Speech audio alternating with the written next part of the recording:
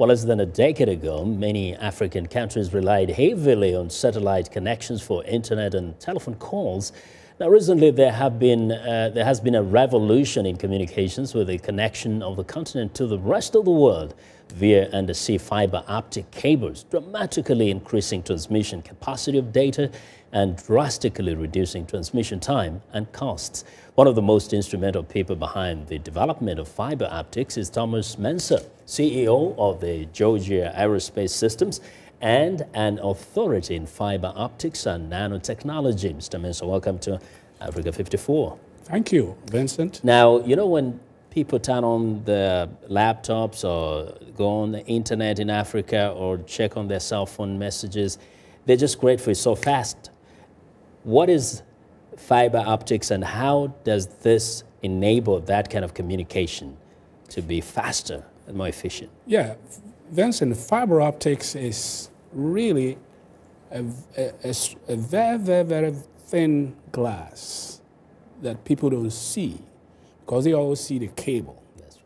Now, this glass has a coating on it that allows the glass not to break. That's how we can bend it and even put it on the sea. So when fiber optics was being developed in the laboratory in Corning Glass Works, it stayed in the laboratory for 15 years till I got there. Yeah. So you didn't just study this, but actually you have invented and patented quite a number of things that are related to fiber optics. Exactly. I was actually one of the 4 creators of this technology. Now, fiber optics is probably one of the most important innovations in this century. You know, the idea to use lasers to send Facebook pictures to your tablet, to your cell phone, that whole concept started somewhere in 1972. But it took 15 years for us to be able to mass produce it and mass market it because the cost of fiber optics was like $1 for a meter and copper was 10 cents. So it didn't make sense to go and rip all the copper wires all over the world and put fiber optics. But my first invention actually changed that, brought the cost of fiber optics to the same level as copper. That led to the spread of fiber optics throughout the United States. And also, a second invention allowed us to make strong fiber optic systems that you can put on the water or submarine to connect India, China, South Africa now, as well as other places. So we can pick up your cell phone and talk to somebody in Kenya, South Africa, or Ghana.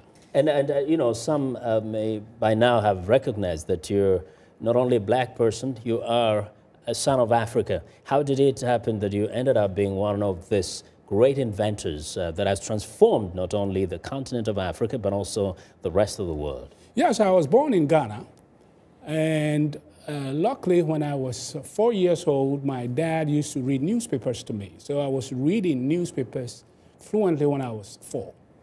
And so everybody thought, oh, maybe this kid is up to something. And my neighbor was from Togo, which is a French-speaking country. So when I was 8, I was speaking French fluently. And so this is not a coincidence. This guy probably is somebody special. And so I attended at the Sada College, one of the top-performing boys' schools in Cape Coast. And I won the French-speaking competition nationally twice. And the French were, of course, watching me and said, oh, maybe this is a guy we can send to France. And you spent some time in France, and I know that. Exactly. But about all the inventions, you've actually put it in a book, too, to kind of explain how it all happened and all the inventions that you've managed to patent up to this point. How many are they? Well, I received 7 patents in 6 years. Normally, it takes people 10 to even get one. So the 7 patents in 6 years are all in fiber optics, really transformed fiber optics processing. But I have probably about 14 patents in general in nanotechnology and other areas. And as you see later when we talk about it, I'm also creating what is called the first Black Disney World. Oh, great. And there will be fiber optics in this park. And as we talk about it, it's an exciting thing, you know, which I'll bring up because we will redo the mid-passage right. You know, how slaves got here. We'll talk about that when we get there. Yeah, when we get to our other conversation after this show. Sure. Thank you very, very much, Mr.